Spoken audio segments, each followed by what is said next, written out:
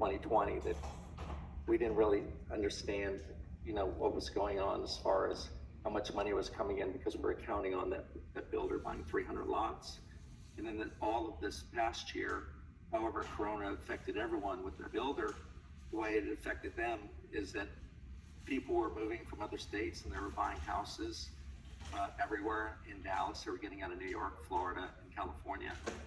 And they saw the trend and they just probably accelerated the building to the install to finish off the property.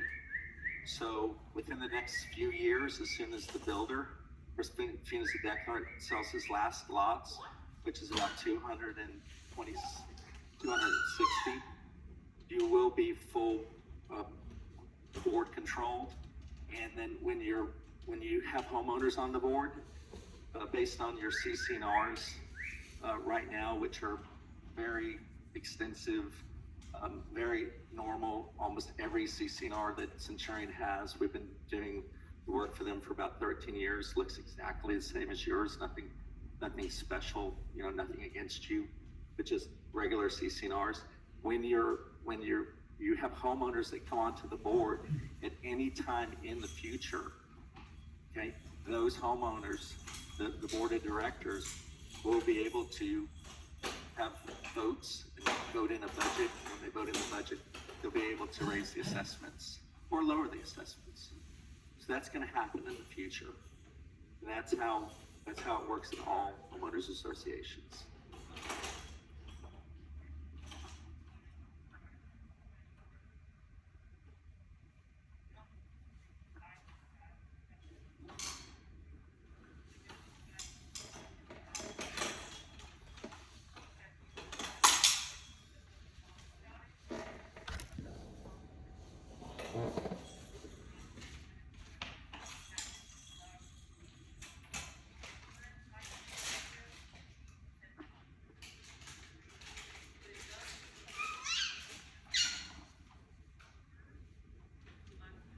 Nào bài này chưa?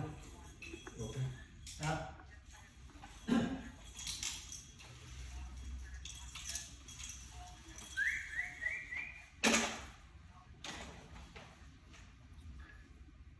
Okay. Anybody else have questions? Yes, sir.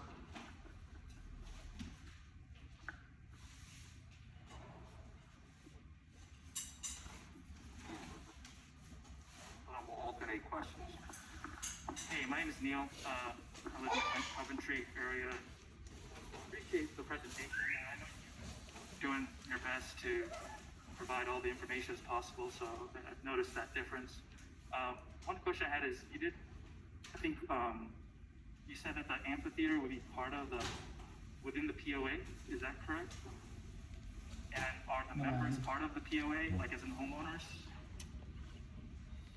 So I'm going to go out on a limb just a little bit. So, across the street, how many people know that there's going to be a boardwalk and restaurants built across the street? Everyone, right? Okay. Across the street is its own separate homeowners association, or it's a commercial association. It has apartments, it has hotels, and then they have a pond, and they're building a boardwalk there that's going to have restaurants. So that doesn't have anything to do with you. In the very beginning, years ago, before there was anything built here, it was separated. So if you look at this map here, this is where your association ends, right here. Okay, So I think what you're getting at is that we're not responsible for the amphitheater, the boardwalk, as far as maintenance, operating costs. The boardwalk, for sure. I know that the developer, Centurion, is working with the city. Is Terry still here?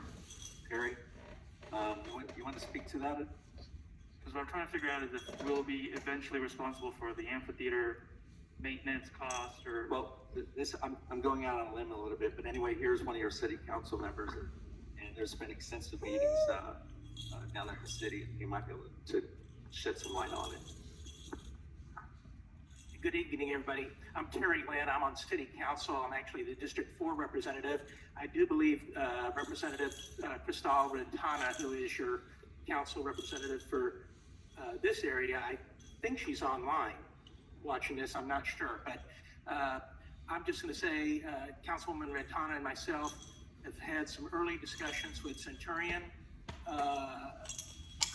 Based on letters that we've received, and I'm going to go and say the general consensus is that folks may not want an amphitheater, another office building, and a helipad, okay? Now, I see a lot of people shaking their heads, but I also know that we got communication to the contrary. So that's something that's going to have to be decided. And in our meetings with Centurion the other day, we wanted to make sure that whatever is done is communicated to the residents out here.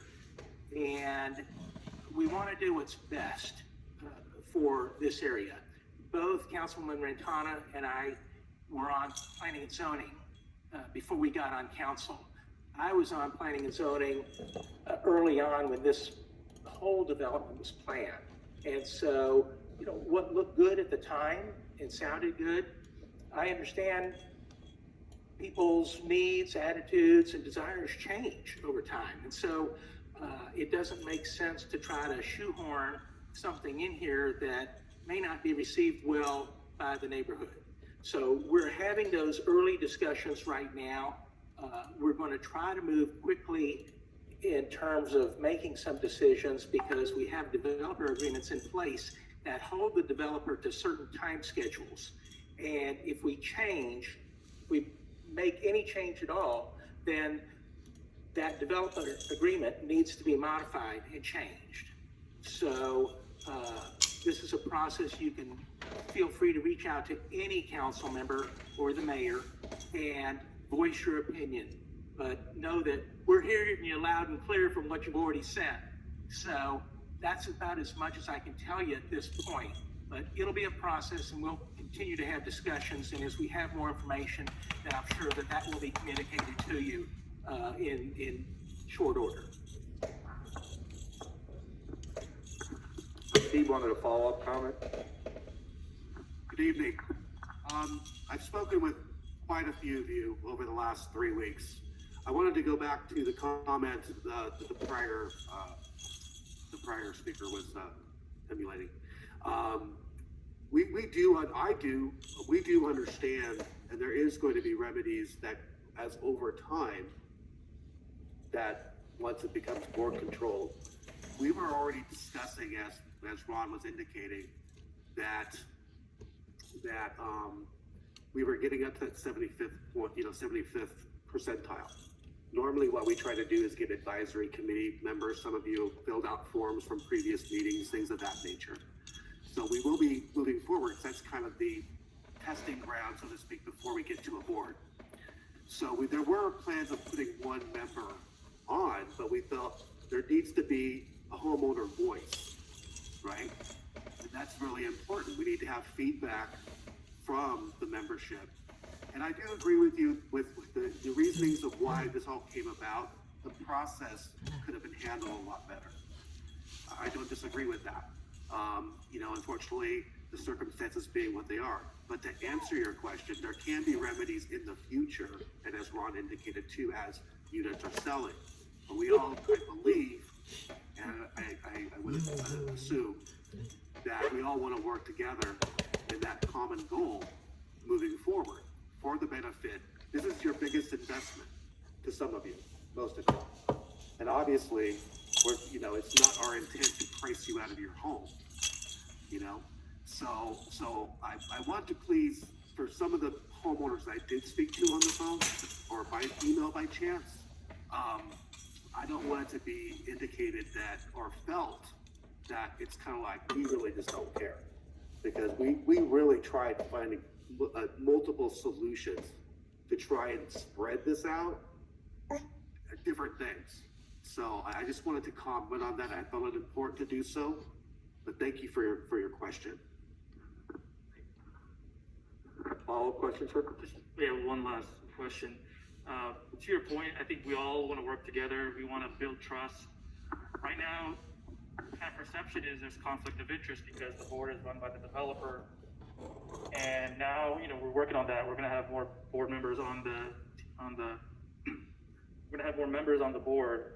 And I think looking forward, we're hoping that there's more transparency where we can see the bid process, understand it, making sure there's no frivolous payments going out or money spending in different ways, because sometimes it seems like, the developer's in charge of the board, there's all the people are on the, the members are kind of represented by the developer, or funds going somewhere to pay their own, their developer might have his own landscaping, developer might have this, and, we're paying for that. I'm not saying that's reality, but that's the perception that maybe we're going through in our mind.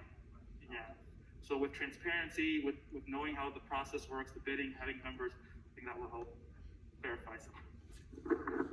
Just to quickly respond to that, understanding the optic, especially in this perfect storm and the socioeconomic times we're living in right now, it's affected everyone in one way, shape, or form. I think the best we need to do to work forward is have these committees like the finance committee have more meetings where there is more interaction between not only the committees but the board members themselves. So not to sound cliche, but almost it's trying to set a reset button in that degree. So I do have a question here. Miss Aju Srilata. Hi, I'm not sure if you can hear me. We can hear you. Okay, great, thank you.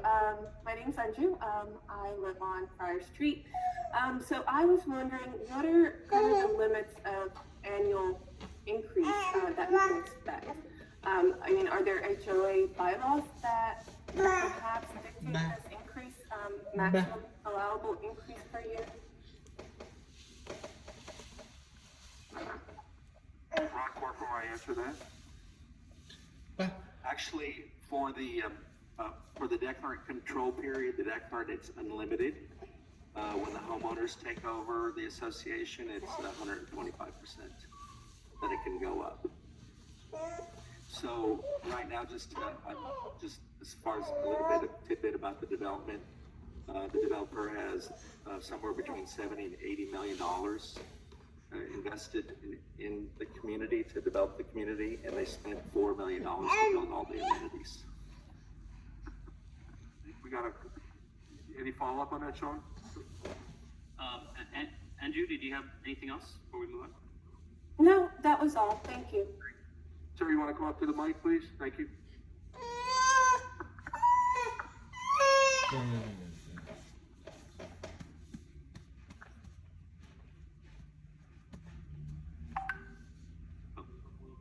I'm going to turn it down and then turn it up when you turn it on. There we go. Hi, my name's Mark. I live over in Burwood. Couple of items. First, I think you're hearing a lot about the transparency. And, for me, a recitation of income, expense, all those things is good. What's going to help the transparency for me is to actually go into the variances and why there's a difference between your budget and your annual. There was a $400,000 increase in April of the budget with no explanation and no board meeting and no notice. And there's an 8%, we went 8% under the budget with no explanation. So if we go 8% again this year under the budget, that's a huge contingency. And we're paying for that out of our pocket ahead of time. So I think that's from the transparency front, that's just a comment, that's not a question. If you want to comment on that before I ask this something. I think the best way would be to, again, start a finance committee, and then we'll start working with your finance committee, and then that finance committee can broadcast the information out to everybody. We'll sit down and we'll go over all the P&Ls, all the variances, and we have all the invoices, and we can explain every single variance. So we'll do that. We'll set up a finance committee. We'll do a deep dive with the finance committee, and the finance committee will communicate with all the homeowners. And point is, it wasn't helpful tonight even to have something more than just the same. The second, probably the deeper concern right now with the $1,000, $300, $500 special assessment. Significant HOA comparable to master plan gated communities in this area with much nicer amenities than we have. the amount we're paying this year, that's what you're selling right now. That's what this community is being charged, okay? Combine that with a $3,000 a year PID, and you've said a lot, oh, the developer has all this invested. The developer was also paid $44 million for capital improvements funded by a PID that we all paid for. So now what we have is the ticket to entry is a $3,000 PID plus a $2,000 HOA. That's a significant ticket to entry on top of the normal Dallas sales taxes. So I'd like you to comment on the economic viability of a community that has that kind of overhead associated with it.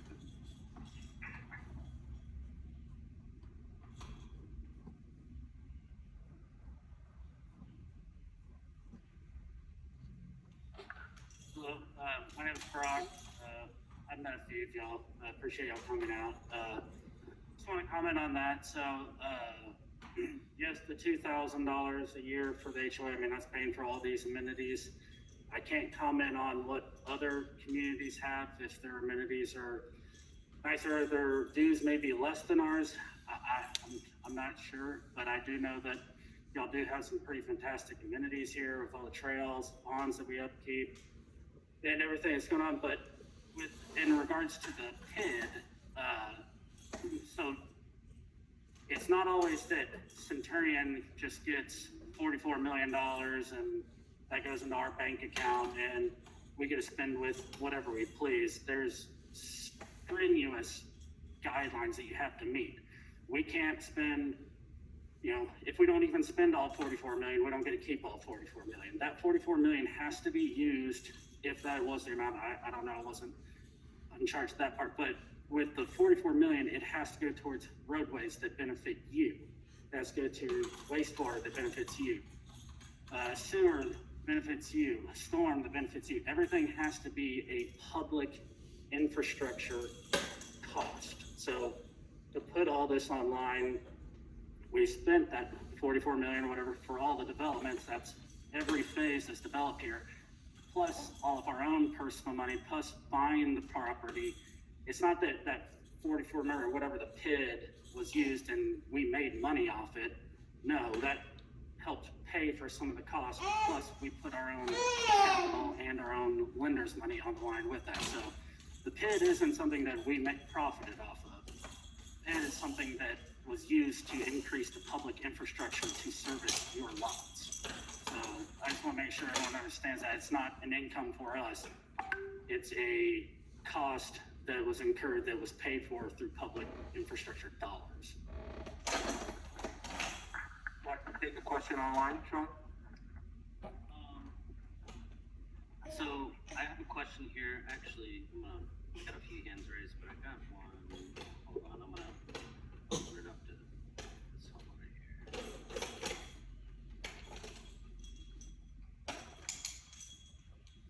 Which question?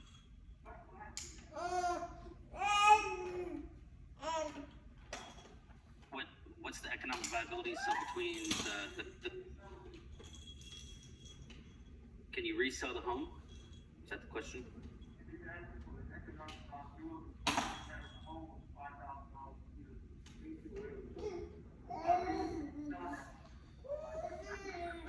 What? Okay. So I heard the question.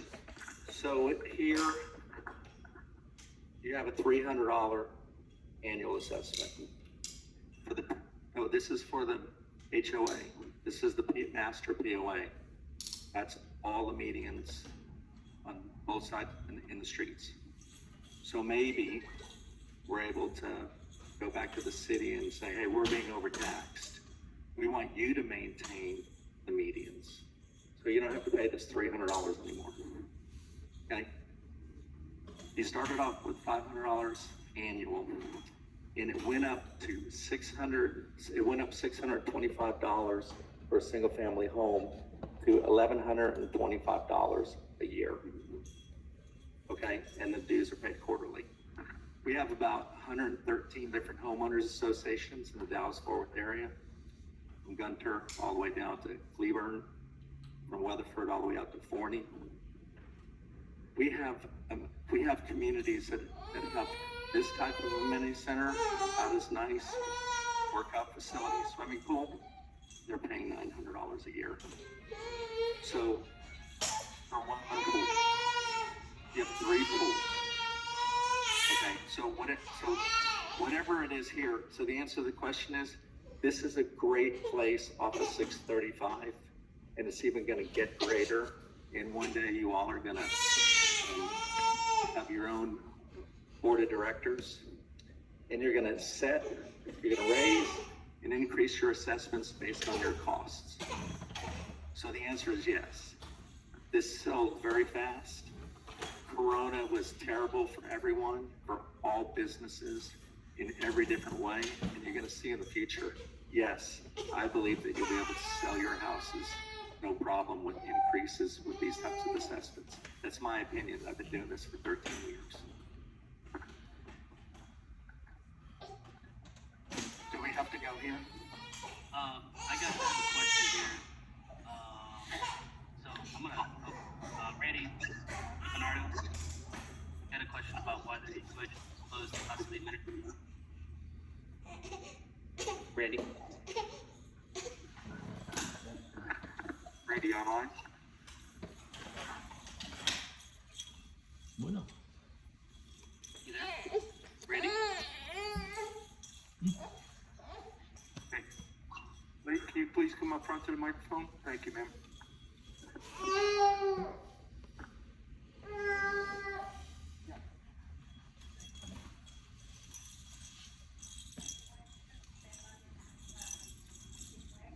Would you turn the switch on? Sorry. There you go. Can you hear me now? Yes, ma'am. I live on Burwood on William Way. I'd just like to expand on what this homeowner had said about financial transparency. I've been a realtor in India for 20 years, and I brought with me some listings of properties that are of a similar or even less HOA fees. For example, there's one in Stonebridge Ranch. I don't know if you're familiar with Stonebridge Ranch in McKinney. It's a massive master plan community. They have a lot of amenities, and right now the homeowners pay $1,500 annually. They have, let me go over the amenities. They have a clubhouse, community pool, golf, greenbelt, parks, playgrounds, gated communities, and it is run by CMA management. So I guess what I would like to know, probably many of the other residents, is can we have some more transparency of where, for example, $400,000 for landscaping went in 2020? That seems quite high, and maybe if we had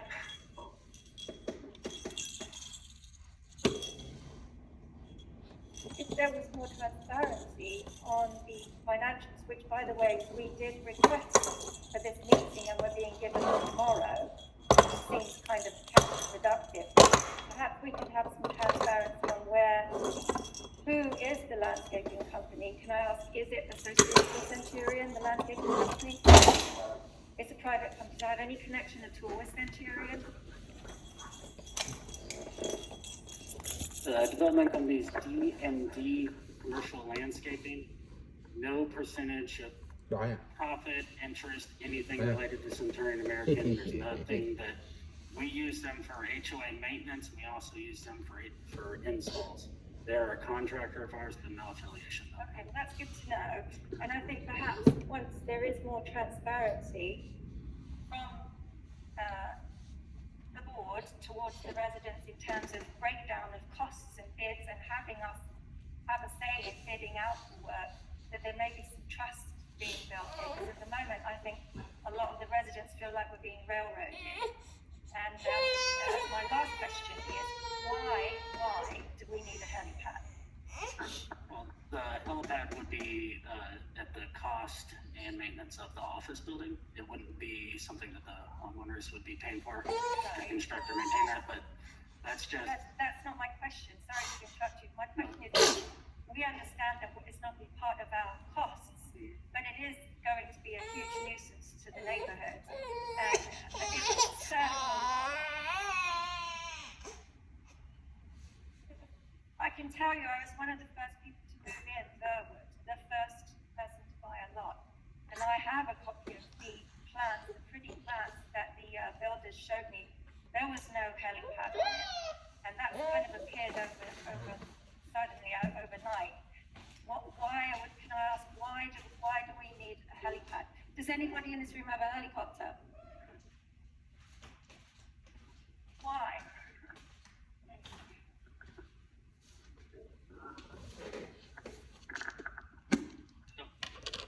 Yeah, so. Anyway, I don't think that the helicopter pad is final. It's probably something we're working on, with City Hall. I do know that the developer has a helicopter. It's not like, it's not like that they, that you would have helicopters landing all day long. They're also at the airport, they have airplanes and so on. So I'm not sure, I totally understand why you would be worried about a helicopter pad being there, but it's not approved right now, and it's at City Council. So we had a City Council member here. I don't know if he's still here. So it's in consideration right now with the city. Helicopter pad. So the developer has submitted plans that include the amphitheater, the office building, and the helipad. We are trying to take a step back at the moment, based on what all the residents have said. I don't want to move forward on something, and I know our planning and zoning department doesn't want to move forward on something that the residents out here don't want, okay? We want everybody to have all the amenities that they want, be able to enjoy the neighborhood.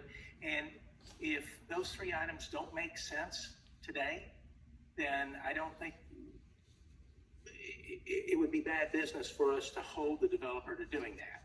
But that's what he submitted.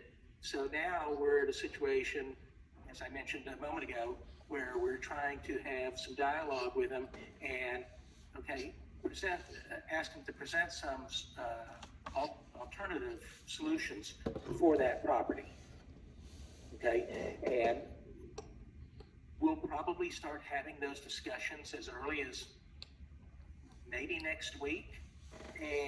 But that's going to take a process. There'll be a process, and then if council decides that, or P&Z, I don't know who's going to be the early decision maker, but ultimately it's the city council. And if they decide that, this alternative plan makes sense, let's don't do these three items, then we'll go through another public hearing, detailed site plan, all of that to get what makes best sense. Okay, as long as there's still an option for us to have a say in it, because what concerns me is that it was mentioned about the amphitheater, that nobody in this room with Essex seems to know how that's going, who's going to be responsible for that. So how do we not know that's going to be the same with the helipad? Sure. So let me just say everything, and I hope everybody can hear me loud and clear, and I'm going to have to leave here to get to a school board meeting, but everybody here has a say in what's going on in the city, okay? When items are being considered by the planning and zoning department, there are public hearings. So you can stay in touch with the city website and find out when something is scheduled to be on a planning and zoning agenda. That's one thing. And citizens are encouraged and invited to come to those meetings and be able to speak. Citizens are also welcome to come and speak at any city council meeting. You can do it during citizen comment, which is usually early on in the meeting, right after 6 o'clock. Or if we're discussing a particular item, you can sign up to speak to that item when it's being discussed during the regular agenda. So that's something that's available to everybody. In addition, you can all reach out to your council representatives and the mayor and have this dialogue going on with them. So the city, we are as legally transparent as we can be in terms of conducting city business. Nothing is going to get done behind closed doors or without a public hearing. I can assure you of that, okay? But I encourage you to get involved, but know if you want to to speak to any item that the council is discussing, or even planning and zoning, there are certain deadlines that you have to sign up for or sign up by.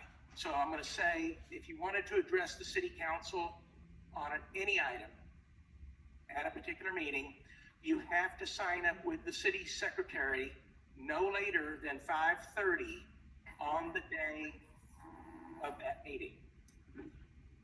That's a new rule that's been instituted, and it's just communicating your name, address, the topic that you want to speak on, whether you're for or against something, I don't know.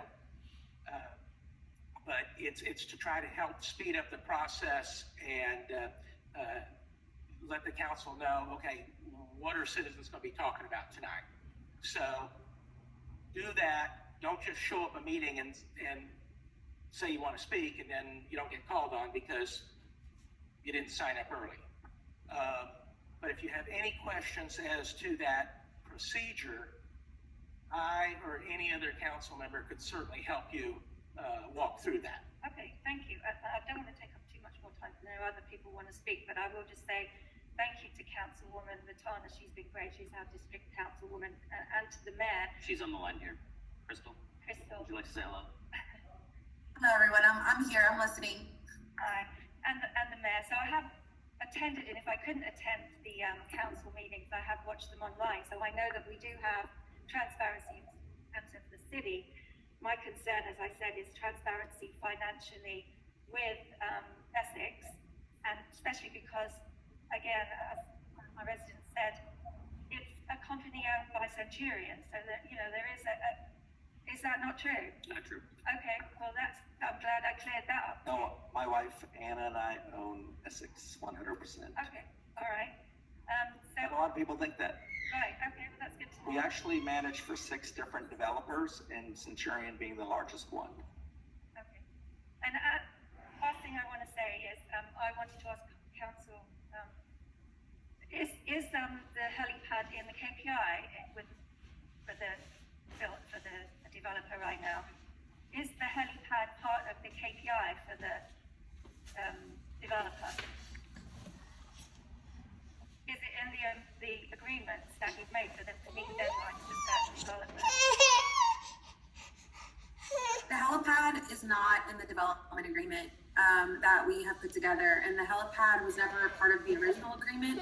That's something that is additional, and so that's where we are right now. It's going to have to go through all of the different, commission, like for example, planning and zoning, and then council for it to be approved. And so it's right now, I believe it's being reviewed by staff. So to your point, it was not a part of the original plan, and anything that is not a part of the original plan obviously has to go through different approvals. And so by you all advising and letting council know that it's something that you're not wanting to be in your community, then those are the types of things that we definitely welcome and appreciate. So that way we can go back and talk to the developer, but also let staff know that that is the case, and then have you all have the opportunity to speak for or against that once it comes to all of those different approvals and things that they have to go through to be able to actually have that as part of their development. Okay, thank you. One last thing, I promise.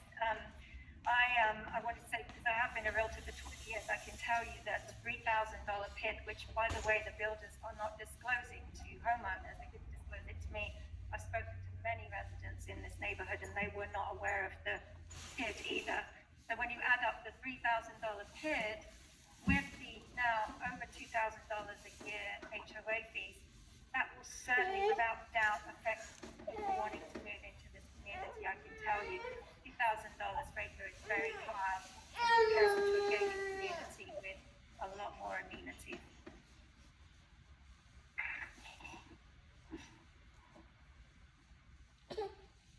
So let's take one on the line. Thank you. Hey, Trap. 1 second, Sean. Just so everyone, because I've heard it 2,000 not having $2,000 a year in HOA dues, you'll have an 1125 300.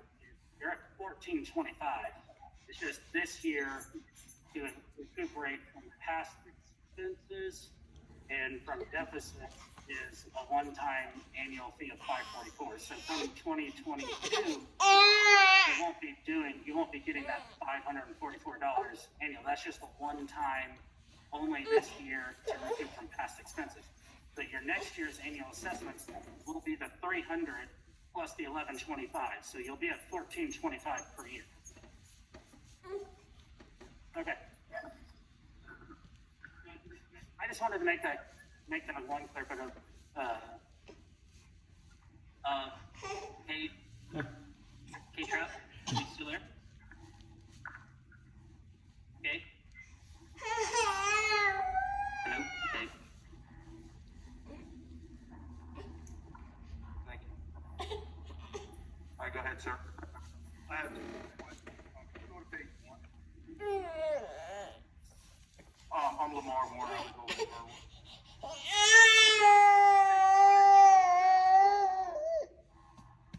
Roughly 1,000 homes between single family and townhomes. It show just under 400 left to be built. So these that we're being charged, is it being normalized over the total bill, or is it just the homeowners that exist today? That's question one.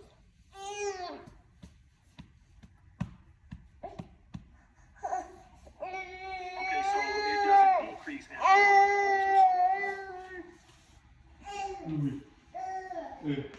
that's not what I'm at. I'm So there's undeveloped lots, correct, that have not been transferred to builders. The declarant is not paying assessments on those lots. When the builders buy, this is the declarant's right. When the builder buys a lot from the declarant, they become Class B members. So Class A and Class B members pay dues to the association. Class C member, which is the declarant, they essentially own the land. They don't pay dues. They have the right, but not the obligation to fund the association as a landowner. But the Class B member, as a builder, they do pay assessments. So that's my question.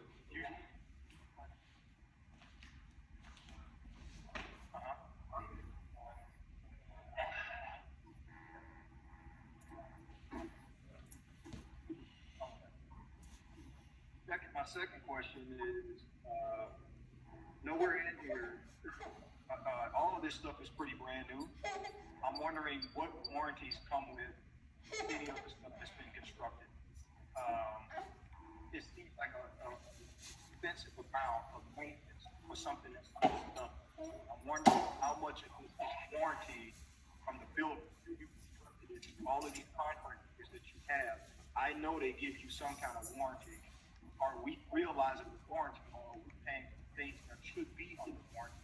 And when it transfers to us fully, 100%, are we being transferred warranties? For example, anybody in a townhouse that has a roof that has a 10-year, 20-year warranty, are there maintenance fees coming out of the amounts that we say going towards something that is warranted? I'm wondering how much is warranty, and are we giving that information to know whether we should be funding it from money that we're paying today, or should it be back on the builder to go out and warranty?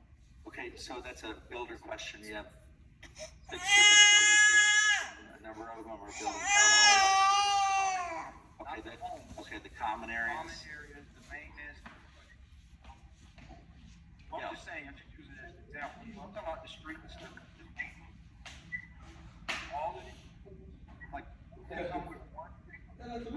Well, Just asking in general. yeah, in general, when they build the pool, you typically get a 1-year warranty. Same with all the landscaping. So if something breaks within a year, then it gets repaired for no cost. If it's a builder defect, we'll go back. Like if something happens, like the plaster in the pool, the laminate, and it's something that was a builder defect, we'll cover it. We'll make sure that we pursue it as much as possible. But for the most part, it's. But for the life of everyone that lives here, you're going to live in your house, and some people live here forever. Some people are going to live here for 10 years. So it's important, moving forward. Okay, can't go back. But like I said, last year was a terrible year for everyone. as we move forward, and as you get your board together, okay, for the future, then you'll see, how much money that right now we ordered a reserve study.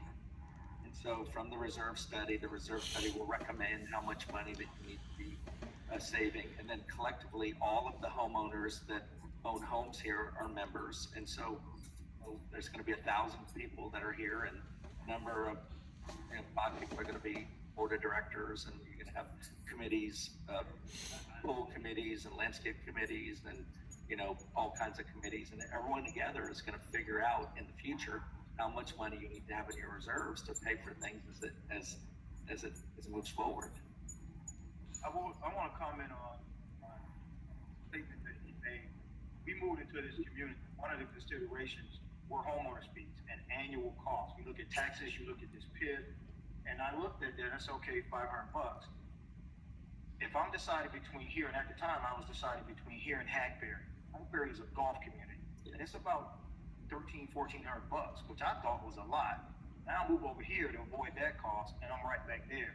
So I totally understand what he's saying. If I was choosing today, and you don't make this known to a new homeowner, and they move in here thinking it's $500, and they might be deciding between some golf community with a gate and a whole bunch of other stuff, and then they choose this, and then you slap them with that $1,400, $1,500, $2,000 this year.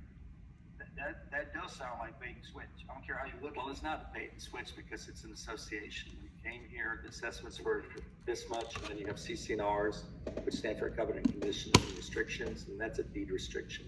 And if you read through the deed restriction in any community that you move to, including Hackberry, those assessments can go up, and you can have all of different types of fees, no matter what. I promise you, this is not a bait and switch.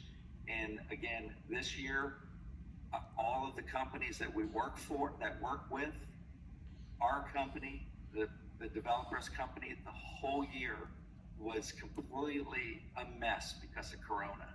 Okay, and I'm not one to blame something on another, but that's where we were all at. Our employees were scrambling. Everyone that did the open records request. Tomorrow is the day per the CCNRs, and everyone's going to get exactly what they ordered. And some people ordered a little late, and they're going to get it next week, and everyone's going to get exactly what they ordered. There was 125 people out of 260 people that ordered one. I don't care how they ordered it or who kind of led them to order it, but they did. And our accounting department's been working very hard to get it done on time. It wasn't done today, and it wasn't on purpose. I promise you that. Okay. So tomorrow, I was told that it's going to get done. We don't operate that way. We're honest people. Okay. I'm sorry that we're in this situation. Personally, as an owner, I want to apologize to all of you. Okay. And it won't happen again. Okay. And one day, when you all are board of directors, you have your own board. You're going to have the ability to pick any management company that you want, okay? And we're going to try to continue to be your management company based on whatever it is that we've done from the beginning all the way through to the end. And that's how HOA management works. Or maybe we get to keep your contract, or maybe we don't. Okay, but we didn't do it on purpose, and we apologize. And my assistant, Connie Kendall, if anyone in here. She's not my assistant like my admin. She's my assistant. She runs the company with me. I have 40 people that work in my company. And I know that she answered 120 people. There were calls, there were emails. And I think if you talk to Connie or any of my other staff from this point forward, we were giving you some pretty good answers. And I don't blame you for being mad. You can continue to be mad, but hopefully we can get past this and we can, be a good management company for you. Okay, honest to God.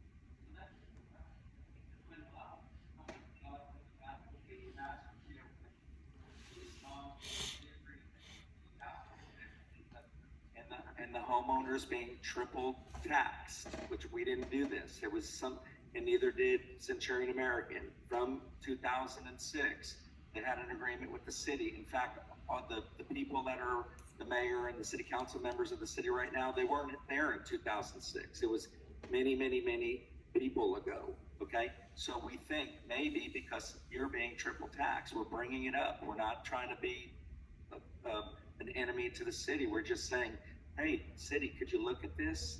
Because these people are being triple taxed. Can you take care of this? That's what we'd like. And then that $300, that category is going to be gone. Hope maybe this year. And so, because it's in the street, you don't own the street. Okay, you don't own the medians. The city owns the medians. Okay, and I didn't want to like really hammer this point out, but it's come up, and we inherited this, and now we've done the research, and we want you to get out of it, and it's going to lower your expenses. When the community is completely built out, when the developer sells all the lots to the builders, and the builders start paying assessments, next year your assessments may go down a bit.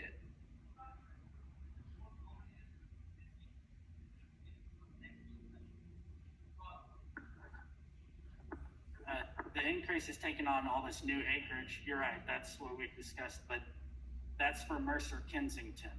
That has 4-acre open space in the middle with an amenity center, pocket parks all throughout, exterior landscaping, swimming pool, the whole shebang. That's the last residential phase for Mercer Crossing. So we're getting that last big one in.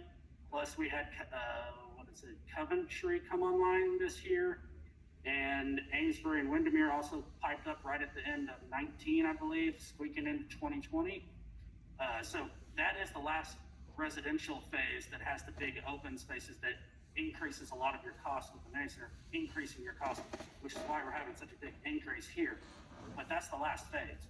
So with these numbers, we feel very confident that, and I know you can take it with a grain of salt, I don't blame you there, but we feel very confident that you're not going to be having those increased rates, especially not at this magnitude, because that is the last big chunk of open space that requires a lot of money to maintain.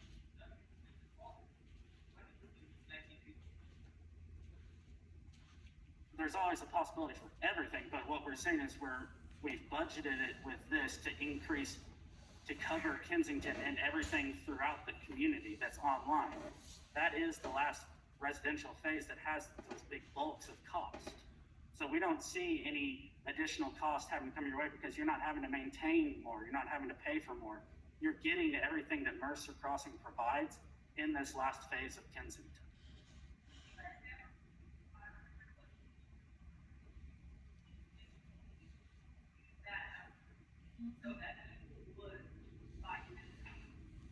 No. So whenever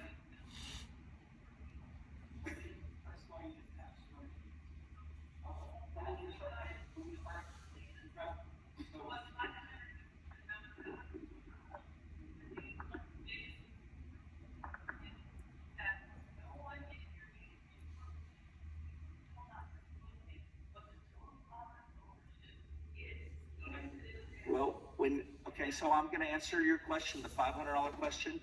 So what's happened was the $500 plus whatever it cost to take care of the streets, the master POA, that amount of money was okay because there was no amenity center, there's no swimming pool. Okay, there wasn't a lot of there weren't a lot of phases here, and so again, when we got into whatever we got into this year, it went up, and when it went up, it stayed artificially low, and the answer to the question is no, we didn't do that on purpose.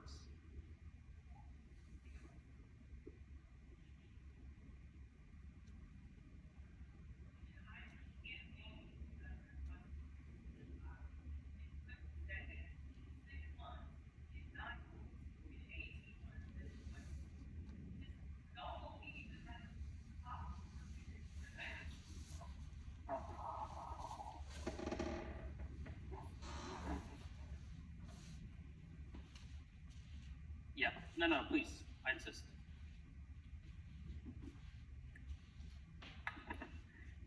name's Kunal Armani. I live in Weirwood. And so I understand a couple of things that you said in regards to having meetings with the mayor here. And you guys have come a couple times. I was at every single one of those. I've been involved in going to City Hall, speaking out towards the community since last January, me and a couple of the other neighbors. But the one thing that I would say is even in that November meeting, you went through these numbers, and there wasn't necessarily a way that we got this information before, or the bids that we could actually say, hey, why are you choosing this over another? So that's one part of the transparency thing that I think we've already kind of beat already. The other thing that I would say is if you want true partnership within this community, you're saying that we're going to get potentially 2 board members. I think it should be 3. The developer is here, who you said is not paying into any of the HOAs. However, we're still responsible for all the green space that's not necessarily developed. So then replace his position with another person from the community, so it's 3 and 3. Even if we have, even if there are 3 people from your company or like that are on the board, and we have 2 people from that are homeowners, it doesn't make a difference. We'll all have our opinion that's there, but it's not like you have to necessarily take it. One example of that is when you were here and the developer came, we should have recorded that meeting because he made a lot of promises saying that he was going to pay for it.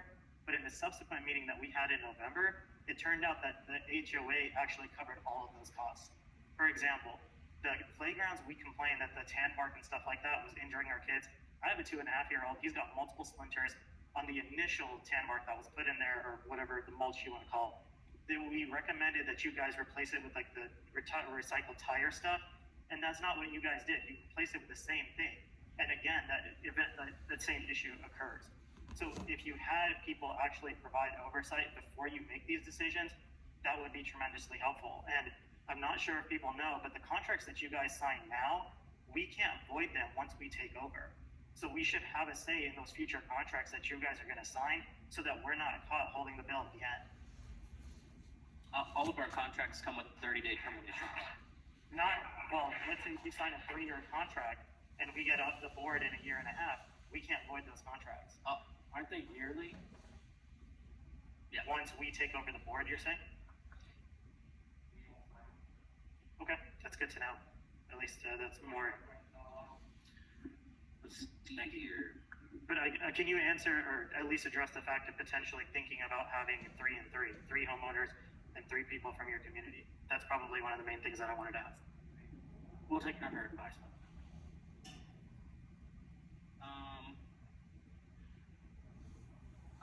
Miriam Whitehead? Miriam, you on the line there? Miriam? Can you hear me? Yes. Hello. Hi, good evening, everyone. So I actually have 2 questions. So the first question I have is, it kind of goes back to the limit of raising our HOA fees. This is really concerning to me because at the last city council meeting, you specifically said we can raise it by 125% and then that's it. It will not go up. But now you're telling me it's unlimited, and that's very, very concerning to me. And I would like that to be addressed because you said one thing at the city council meeting and now it's going back on it. I'm sorry, ma'am. Could you please state your full name and your address? Oh, Miriam Whitehead on Prescott Place. Miriam Whitehead on Prescott Place? Mm-hmm. Yes.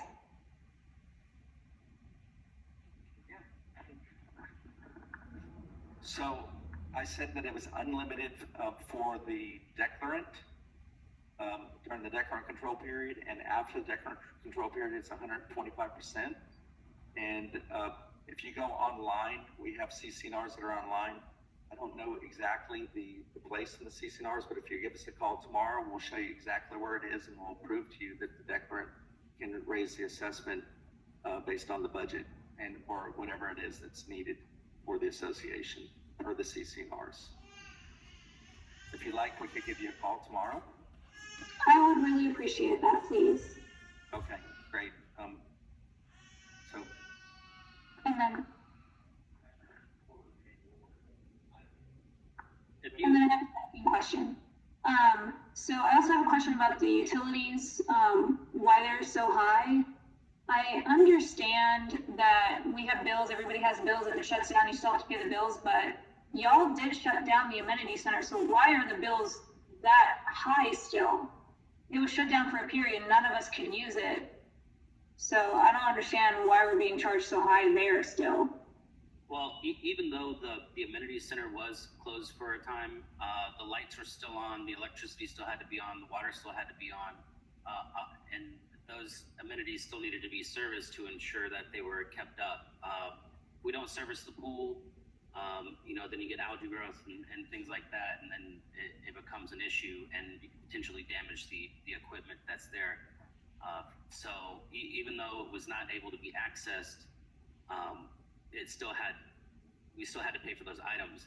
Now, for access to the amenities center, I will say that, for the other associations that we manage in DFW, Centurion Declan controlled communities were the communities that were Declan controlled by Centurion were the first to open their amenities centers in DFW. There were many amenities centers across DFW that were not open for amount of time, and then there was even at least one amenity center that I know of, one community that the city filed a lawsuit against because they didn't open their amenity center at all. So even amidst COVID, we still allowed access to the amenity centers before most communities were able to access theirs. Okay. Okay, and then I just have one more question, and then I'll be done. But so we've actually been having issues with our landscaping in the back on the greenbelt side, and my husband has messaged y'all for every single Tuesday, and it's been 93 days, and no one has come and fixed it yet. And we've been getting responses saying, oh, they're coming, oh, the landscaping. Okay, so what are we paying for if no one's actually helping us or responding to us